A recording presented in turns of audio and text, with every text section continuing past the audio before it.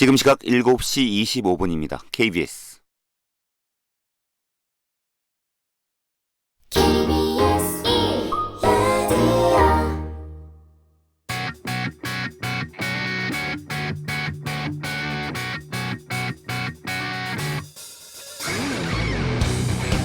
김경래 최강 시사.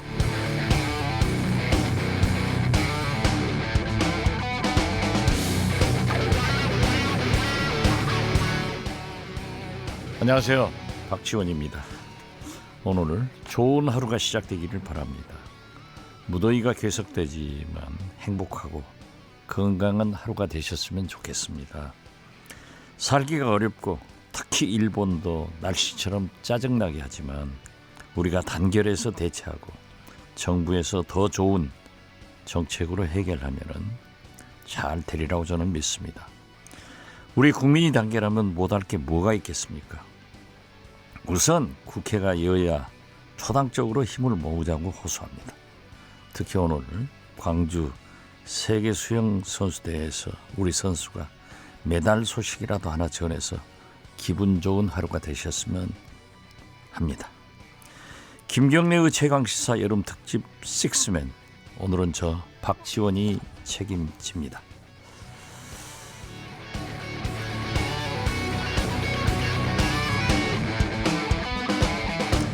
김경래의 최강시사 여름 특집 식스맨 유튜브 라이브도 함께합니다. 문자 콩으로 참여하실 수 있는데요. 샵 9730, 짧은 문자는 50원, 긴 문자는 100원, 스마트폰 콩으로 보내주시면 무료입니다. 오늘 주요 뉴스 브리핑 시작합니다. 고발 뉴스 민동기 기자가 나와 있습니다. 안녕하세요. 안녕하십니까. 예.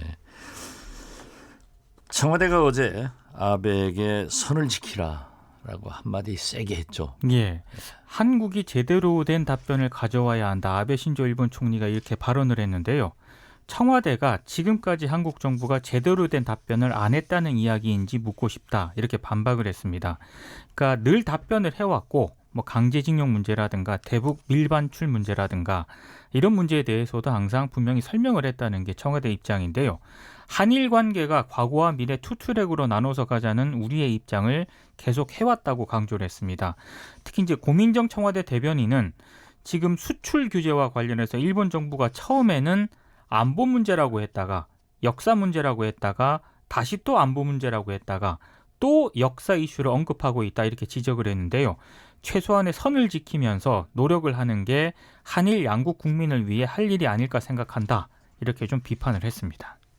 사실 이런 문제는 좀 국회 여야가 함께, 네, 그렇죠.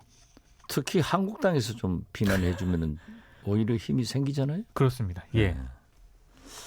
이해할 수가 없습니다.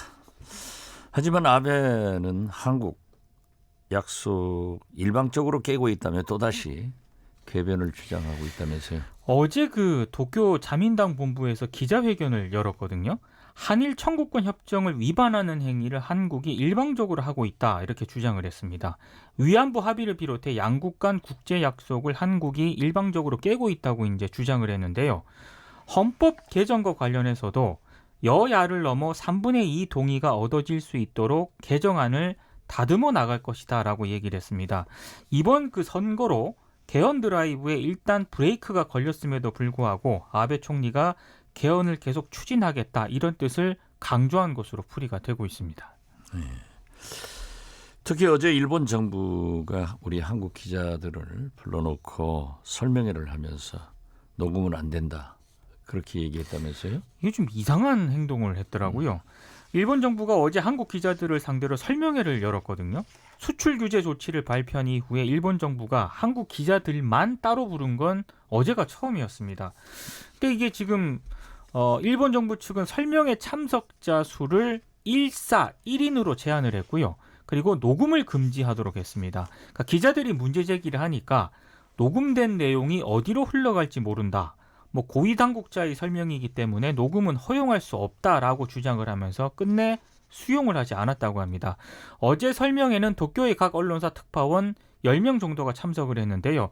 일본의 고위 당국자는 이번 수출 규제 조치는 강제징용 배상 판결과는 무관하다, 이런 입장을 계속 반복을 했다고 합니다. 어디로 흘러갈지 모르겠다는 것은 또 혹시 북한으로 갈지 모르겠다는 것을 의미하는 거 아니에요? 무슨 말인지는 모르겠습니다만 이거 기자들 불러놓고 녹음하지 말라고 하는 거는요. 취재하지 말라는 거나 똑같은 얘기죠. 뭐. 예. 글쎄요. 아무튼 일본이 너무 좀 오만한 것 같습니다. 네. 어제 법원이 예. 직권으로 양승태 전 대법원장을 조건부 보석을 결정했다면서요? 이제 조건부 보석으로 석방을 했거든요. 양승태 전 대법원장이 올해 1월 24일에 구속이 됐고 2월 11일에 이제 재판에 넘겨졌는데요. 원래 그 다음 달 11일 구속기간 만료로 석방을 앞두고 있었습니다. 근데 재판부는 주거지를 일단 경기도 성남시 자택으로 제한을 했고요. 3일 이상 여행 출국할 때는 법원 허가를 받도록 했습니다. 그리고 법원에 소환이 되면 정해진 일시 장소에 출석해야 하고 직접 혹은 제3자를 통해 재판과 관련된 사람을 만날 수 없도록 했습니다. 뭐 전화후 전자우편도 당연히 안 되는 거고요. 보석 보증금이 3억이고요. 만약에 이 조건을 위반하게 되면 보석은 취소가 되고 보증금도 몰수가 됩니다. 그리고 1,000만 원 이하 과태료 등이 부과가 되는데 이명박 전 대통령도 보석으로 풀려나지 않았습니까? 이명박 전 대통령보다 좀 느슨한 조건이다. 이런 비판이 나오고 있고요. 사건 관계인 접촉 금지라는 이 조건 자체가 굉장히 포괄적이고 모호하기 때문에 사실상 뭐 풀어준 거나 마찬가지다라는 비판적인 시각도 있습니다. 그럼 처음에는 양승태 전 대법원장이 보석을 거부하겠다. 예. 만기일까지 가겠다라고 했는데 제가 볼 때는 대법원장으로서 전직 대법원장으로서 법원의 판결을 순종한 겁니까? 어떤 저항이 없었어요? 순종했다라기보다는 제가 오늘 신문을 쭉 봤거든요. 그러니까 언론들의 분석은 앞으로 계속 재판을 받아야 되기 때문에 법원의 이제 심기라든가 이런 거를 크게 거스르지 않는 선에서 이걸 수용을 한 것 같다. 뭐 이런 분석을 좀 내놓고 있더라고요. 어떻게 됐든 법원의 결정을 받아들이는 예. 우리 국민의 자세가 저는 필요하다고 생각합니다. 네. 제가 뭐 할 말은 아닌데요. 예. 제가 소속된 당도 시끄러운데 아무튼 요즘 작은 당은 좀 싸워야 존재감이 생기는 것 같아요. 예. 어제 바른미래당 굉장히 시끄러웠어요. 이 손학규 대표의 재신임 혁신안을 두고 지금 굉장히 갈등이 증폭이 되고 있는데요. 결국에는 어제 좀 폭발을 했습니다. 혁신안의 최고위원회 상정을 요구하는 쪽하고 반대하는 손학규 대표 측이 몸싸움까지 벌이는 이제 그런 상황이 펼쳐졌는데요. 손학규 대표가 자신의 재신임을 묻겠다는 혁신안 상정을 거부를 하면서 회의장을 나가려고 하니까 혁신위원들, 젊은 혁신위원들이 좀 막아섰습니다. 그러니까 지금 권성주 혁신위원 같은 경우는 11일째 지금 단식 농성 중이었는데 조금 이게 과격한 얘기를 좀 했습니다. 뭐 뒷골목 건달들도 이렇게 정치는 안 한다 이렇게 얘기를 하니까 손 대표가 당권 경쟁에는 처절한 게 없다. 뭐 이렇게 계속 이제 설전을 좀 주고받았습니다. 명분 없는 단식을 끝내라면서 손학규 대표가 회의장을 나갔는데요. 이 과정에서 몸싸움이 벌어졌고 권성주 위원이 쓰러졌습니다. 권 의원은 119 구조대에 의해서 인근 병원으로 일단 이송이 됐는데요. 갈등이 계속 증폭이 될 것 같습니다. 앞으로 더 될 거예요. 네. 우리 손학규 대표가 제가 그랬어요. 험한 꼴 보기 전에 나와라 네. 했는데 역시 당 대표가 되면은 또 절대 안 내놓더라고요. 자, 이건 진짜 우리 동료 의원 문제인데요. 검찰이 딸 KT 부정 채용 문제로 김성태 의원을 불구속 기소했다는데. 예. 이제 재판에 넘겼기 때문에 이제 재판 과정에서 이제 좀 다툼을 해야 될 것 같은데요. 검찰은 김성태 의원이 2012년 10월 국회 환경노동위원회 국정감사에서 당시 그 이석채 KT 회장의 증인 채택을 무산시켜준 대가로 딸의 취업 기회 제공이라는 뇌물을 받았다 이렇게 판단을 하고 있습니다. 그 실제로 이제 당시 환노위 여당 간사였던 김성태 의원 측의 반대로 이제 이석채 전 회장의 증인 채택이 무산이 됐거든요. 근데 지금 당시 그 증인 채택이 무산된 뒤 일주일 뒤에 계약직 직원이었던 김성태 의원 딸이 2012년 하반기 공채에서 정규직으로 최종 합격이 됩니다. 온라인 인성 검사 결과 불합격 대상이었는데도 최종 합격 통보를 받았다는 게 검찰의 판단인데요. 김성태 의원은 어제 서울지방경찰청을 찾아가지고요.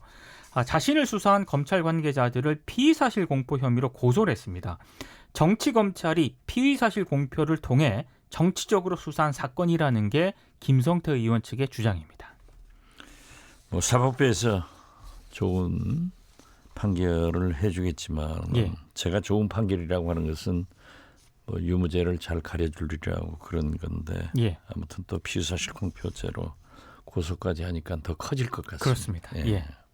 의원님, 여기 지금 PD님께서 예. 시간 관계상 고발 뉴스 브리핑 고발 뉴스 민동기 기자였습니다. 고맙습니다. 여러분은 지금 박지원이 진행하는 KBS 1라디오 김경래의 최강 시사 여름 특집 식스맨을 듣고 계십니다. KBS 날씨 정보입니다. 밤새 열대야 나타난 곳이 많습니다. 동해안, 충청, 남부지방 중심으로 아침 최저기온 25도 이상을 기록하면서 오늘 아침 8시를 기해서 공식적으로 열대야로 기록이 될 가능성이 아주 높은 편이고요. 모레까지는 열대야 나타나는 곳 많겠습니다. 또 폭염주의보도 곳곳에 내려져 있는데요. 오늘까지 전국 대부분 내륙이 상당히 무덥고 동해안과 일부 남부 내륙은 내일까지도 낮 기온이 33도 이상으로 매우 덥겠습니다. 오존 농도 오늘 오후에 중부 지방 중심으로 좀 높아지겠고요. 미세먼지 농도 상황은 내일까지는 좋음에서 보통 기록하겠습니다. 절기 대서인 오늘 낮 기온 서울 32도, 강릉 34도, 세종, 광주, 대구 33도 등으로 전국이 여전히 더운 가운데 오늘 내일 소나기 지나고요.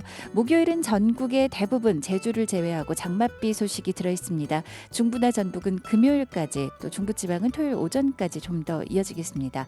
현재 서울 기온 25.5도입니다. KBS 날씨정보 최영우였습니다. 계속해서 이 시각 교통 상황은 KBS 교통정보센터 김민희 씨가 정리해드립니다. 네, 짙은 안개로 인해 현재 인천에서 백령도와 덕적도 등을 오가는 여객선 운항이 차질을 빚고 있는데요. 미리 운항 정보 확인하시기 바랍니다.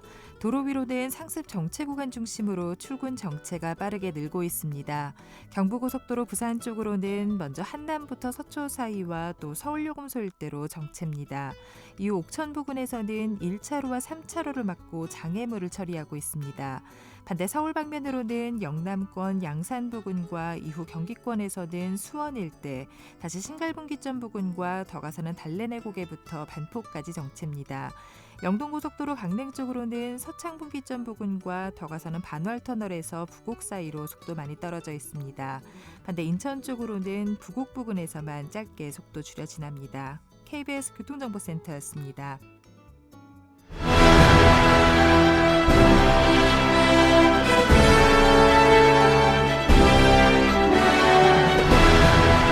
KBS 1라디오 김경래의 최강시사가 여름특집을 마련합니다. 7월 22일부터 29일까지 중량감 있는 6남자가 1일 진행자로 나섭니다. 김경래의 최강시사 여름특집 식스맨.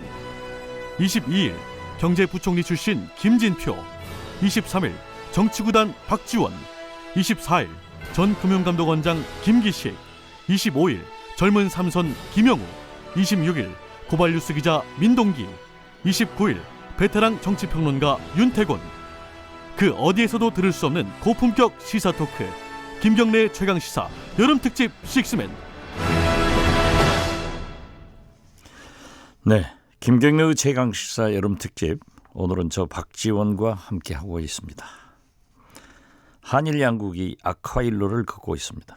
출구가 안 보이는 한일 갈등 상황은 점차 격화되고 있는데요. 이런 가운데 존 볼튼 미국 백악관 국가안보보좌관이 어제 일본에 이어 오늘 우리나라를 방문한다고 합니다. 이에 존 볼턴이 한일 간 중재 역할을 시도할 가능성에 대한 전망이 커지고 있습니다. 성공에 대해 일본학과 양기호 교수, 현재 일본에 나가 계시는데 전화로 연결되겠습니다. 안녕하세요. 네, 의원님 안녕하십니까? 네. 오늘 존 볼턴 미국 백악관 안보보좌관이 어제 일본을 방문했고 한국에 온다고 합니다. 맞습니다. 볼턴 보좌관의 어제 행보를 좀 정리해 주시죠. 예, 일본 쪽에서도 이렇게 언론에 보도가 되었습니다. 일단 일본 측에서 가장 관심을 가진 것은 지금 미국과 이란 간의 갈등으로 호르무즈 해협에 있어서의 이런 말하자면 그 해상의 석유 수송로를 확보하기 위해서 일본 측과 한국 측에 도움을 요청하는 것이 아니냐는 것이 이제 가장 중요한 관심사였고요.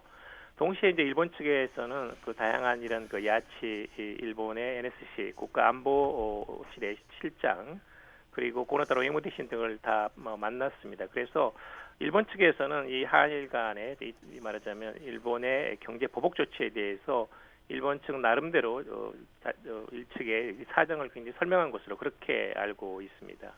예. 볼턴 보좌관이 일본 이임성 방위성과 만난 뒤에 폭넓은 의제를 두고 생산적 논의를 했다. 네. 어떤 의미로 해석해야 할까요?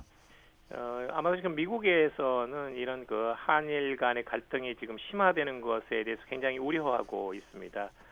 미국에서는 당장 이제 한일 간의 중재 개입하기는 쉽지 않지만 적어도 이런 한미일 간의 안보 협력을 유지를 하고 또 뿐만 아니라 일본발 통상 마찰이 세계 경제에 부정적인 영향을 미치지 않도록 다양한 의견 교환이 있었을 걸로 보고 있습니다. 아마도 이제 이 문제를 그러면 해결하려면 어떤 방안이 가능한지에 대해서 일본 측의 의견이 무엇이냐에 대해서 아마 소상이 들었을 가능성이 있습니다.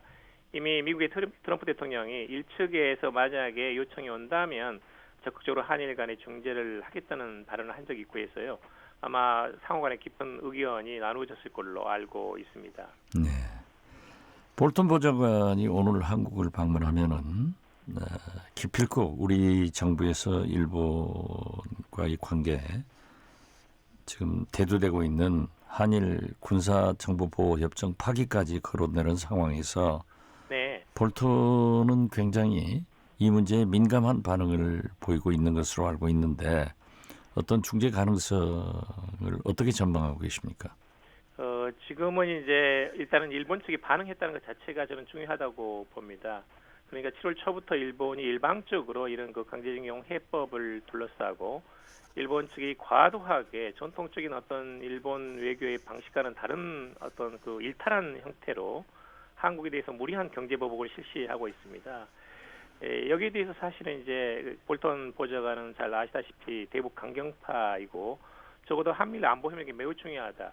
특히 이제 중국의 해양 진출 또는 이제 어떤 최근에 이제 중국과 러시아 간의 어떤 그 상당히 관계 개선 이런 것들을 두고 볼 때 한국, 일본을 공동의 동맹으로 해가지고 이런 그 중국이나 러시아 또는 이런 상황에 대해서 어떻게 적극적으로 대처할 것인가에 대해서 굉장히 많은 관심을 가지고 있는 어떤 굉장히 강경 우파로 알고 있습니다. 그런 점에서는 특히 지소미아 한일 군사정보 보호협정이라는 것은 미국으로 본다면 이런 한미 동맹 그리고 미일 동맹과 함께 이런 동북아시아 더 나아가서 동아시아를 지키는 미국의 국익을 지키는 가장 중요한 그 연계 사슬 같은 것이거든요.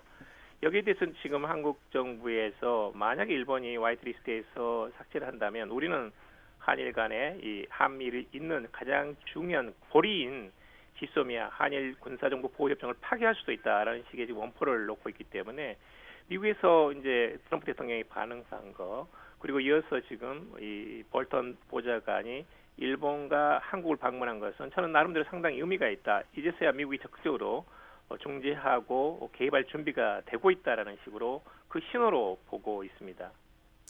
사실 이 지소미아 관계는 민주당 저희가 야당을 할 때 반대를 했었습니다.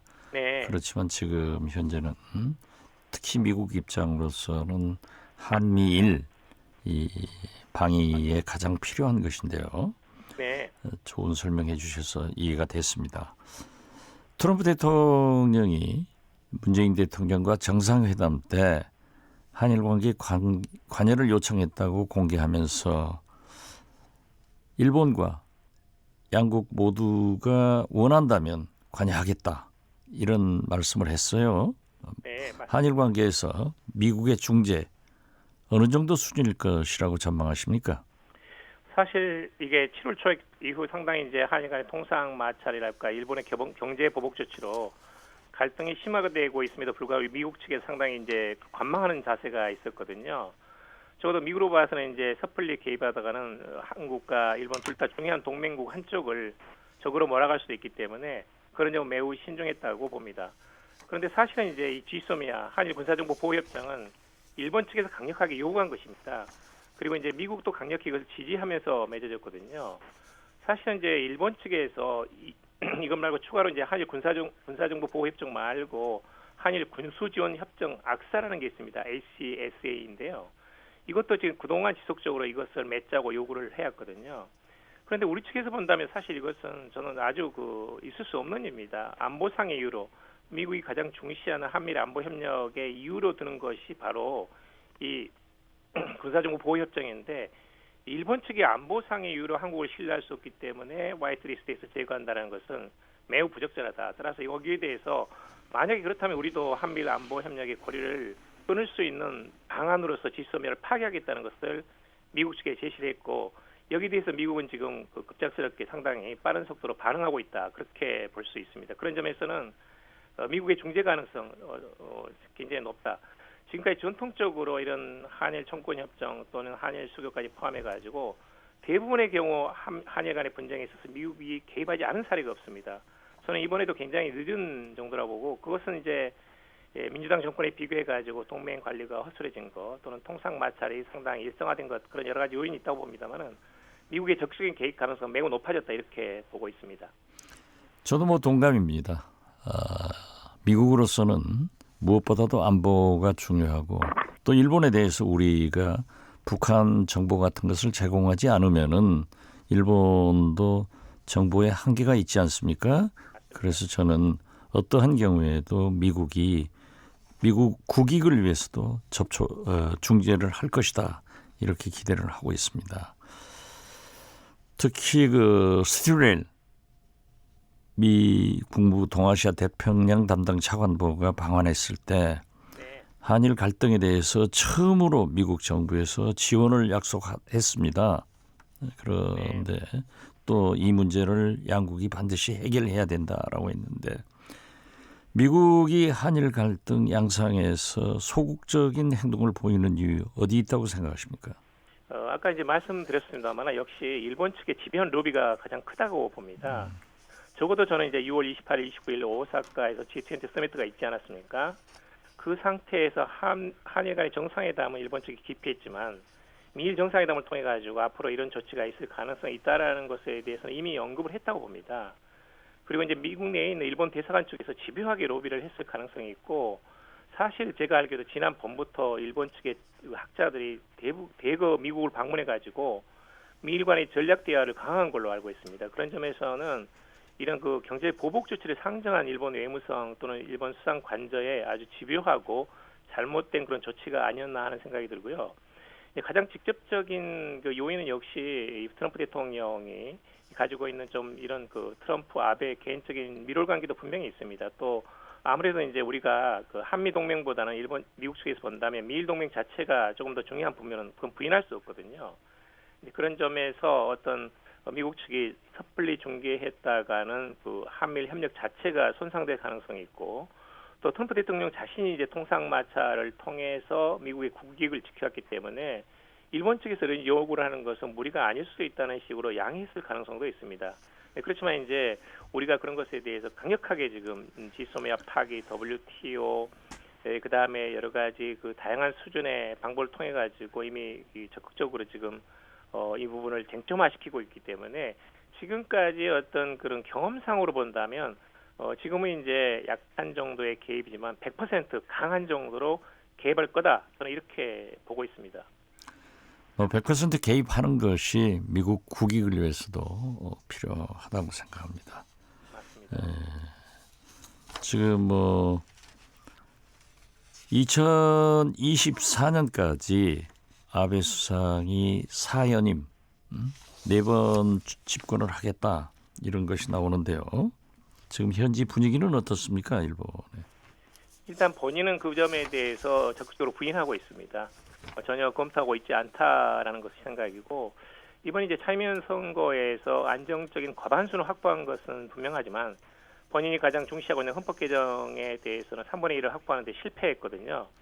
그런 점에서는 안정적인 문제에서 이 일본 국내 정치를 운영할 수 있는 기반은 형성됐다는 평가가 있는 반면에 역시 이제 이 참여연 선거 결과 일본의 헌법 개정은 물 건너간 거 아니냐라는 식의 그런 이제 평가가 나오고 있습니다. 또 이번에 이제 선거 과정에서 적극적인 목소리를 내지 않았지만 분명히 이제 야당 5당이 한국에 대한 경제 보복 조치에 대해서 반대한다라는 그런 입장을 가까운 의견을 표명한 바 있고 최근에 이제 일본의 경단련, 우리나라 정경련에 해당하는 그런 단체인데요. 한일 간의 정치적인 갈등에도 불구하고 경제 재개 간의 어떤 연계와 협력을 강화시켜 나가겠다는 것을 일본의 그런 최근 그 가루자와 수련회에서 그런 이야기가 나온 바 있습니다. 또 일본 경제신문이라든지 아사히 신문 같은 그런 그 언론들도 상당 부분 이것에 대해서는 잘못된 것이다, 너무 과도한 것이다, 이 자유무역 체제를 네, 잘 알겠습니다. 이제 시간이 없어서 시간이 한 가지만 간단하게 답변해 네네. 주시기 바랍니다. 네. 이 일본 관계가 장기화될 조짐이 있는데 우리가 승리하려면 어떻게 해야 될까요? 일단은 이제 말하자면 강대강으로 나갈 수밖에 없습니다. 지금 당장은 일본에 대해서 이런 국제 여론전, 미국의 중재를 요청하는 또는 이제 항상 이렇게 외교적인 창구를 열어둬야 됩니다. 그런데 일본 측에서 기대하는 것은 사실 이제 한국에서 개인 청구권이 허용되고 일본 기업이 보상하는 사례가 나오게 되면 이것이 앞으로 이제 북일 수교라든지 또는 동남아나 중국에서 개인 청구권 문제가 다시 제기될 가능성이 있거든요. 네, 그런 점에서는 이 문제를 어떻게 현명하게 해결할 것인가에 대해서 한국 측도 적극적인 추가 조치를 검토할 필요가 있다. 말하자면 외교적인 해결을 위해서 부단히 여러 가지 수면 하에서 노력해야 된다는 것을 강조하고 싶습니다. 네, 강대강 대응 아주 좋은 말씀입니다. 오늘 말씀 감사합니다. 네, 일본 감사합니다. 현재가 있는 성공회대 일본어과 양교 교수와 얘기를 나눴습니다.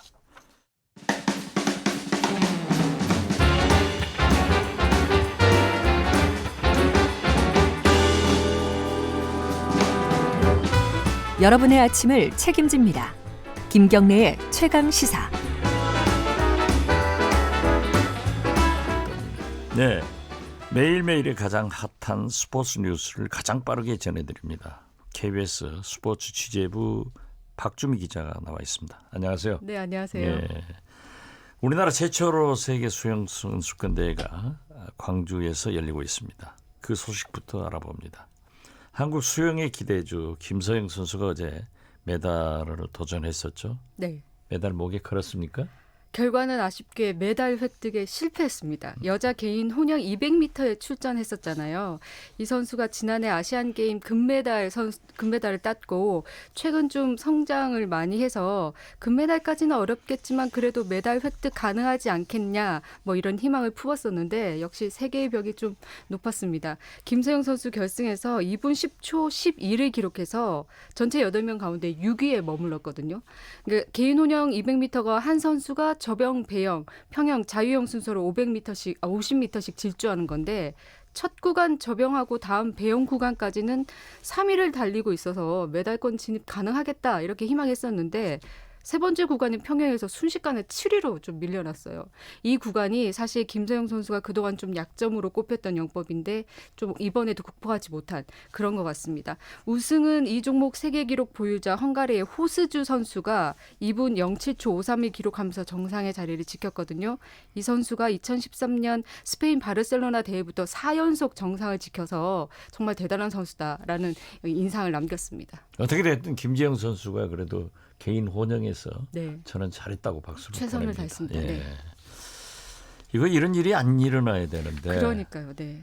또 어제 미숙한 경기 운영 때문에 좀 많은 세계 언론으로부터 좀 비판을 받고 있는데요. 네네. 출발 때 불량 때문에 선수들이 제대로 출발하지 못하는 좀 이거 웃지 못할 해프닝인데요. 사실 남자 경영 100m 예선에서 이런 일이 일어났습니다. 다른 종목하고 다르게 배영은 좀 물 안에서 출발을 하잖아요. 이게 손잡이 출발 때 튀어나온 손잡이 부분을 잡고 고무판이 이제 벽에 검정색 고무판이 있는데 거기에서 발을 딛고 있다가 이렇게 탁 출발을 하는 건데 몇몇 선수들이 이 고무판이 미끄러워서 출발을 제대로 하지 못했다. 이렇게 불만을 토로한 겁니다. 이탈리아의 사비오니 선수 그리고 트리니다드 토바고의 카터 선수가 이렇게 불만을 제기했는데요. 격하게 항의를 했어요. 출발을 제대로 하지 못했으면 레이스를 제대로 못하는 거잖아요. 그래서 두 선수 결국 예정했던 예선조 경기가 끝난 뒤에 추가 추가로 경기를 했고요. 각각 13위와 16위로 준결승 진출에 성공했지만 다른 선수들보다 더 많은 레이스를 치르고 경기를 해야 되기 때문에 불만이 이만저만 아니었고 외신들도 국제대회에서 이런 일이 있을 수 있느냐 이런 비난의 목소리를 높였습니다. 제가 문체부 장관 할 때 네. 태릉 아이스링크 제대로 만들어 놓고 네. 그 기록 시계가 고장 나서 혼쭐 난 적이 있습니다. 장비 진짜 중요해요. 예, 네. 이런 일이 좀 없도록 네. 잘 남은 경기에서 해주시기 바랍니다. 네. 오늘 마지막으로 축구 선수 목값이 일주일에 10억이 넘는 그런 선수가 나온다는데요. 월급 아니고요. 주급입니다. 네. 주급 14억을 받을 수 있는 그러니까 세계 최초라고 하거든요. 그런 선수가 나올 수 있다는 보도가 나왔어요. 영국 더선 등 이 영국 현지 언론의 보도에 의하면 지금 스페인 프로축구 레알 마드리드에서 뛰고 있는 베일 선수에 대한 건데 이 선수로부터 중국의 한 클럽이 주급 14억으로 러브콜을 보냈다는 이 소식이 있거든요. 주급 14억이라는 게 세계 최고 선수인 메시보다도 좀 높은 수준이에요. 메시가 뭐 10억에서 12, 3억 정도 받는 걸로 알고 있는데 과연 이 선수가 메시보다 잘하느냐 그건 아니거든요. 그래서 많은 축구 팬들이 설왕설래를 하고 있는데 이 선수가 과연 주급 14억을 받고 중국행으로 가겠느냐 관심이 쏠리고 있습니다. 중국이 축구 우리나라한테 이기려고 엄청난 투자를 하고 있는데 국가적으로 네, 지원했죠. 그런데 네. 아마 프로 선수이기 때문에 돈 많이 주면 갈 거예요. 어마어마한 이 실력을 갖고 있는 선수들을 대거 영입하고 있기 때문에 이 선수가 가서 또 뭐 중국에서 의하면 중국 사람들은 리그 수준 자체가 높아지겠다. 그래서 세계적인 선수들이 많이 왔으면 좋겠다라고 하는데 일부에서는 지나치게 너무 돈을 쏟아붓는 거 아니냐 이렇게 얘기하고 있습니다. 예, 오늘 감사합니다. 네, 감사합니다. 최강스포츠 박주미 기자였습니다. 국회의원 박지원이 진행하는 KBS 1라디오 김경래의 최강시사 여름특집 6맨 1부 여기서 마치고 잠시 후 2부에서 뵙겠습니다.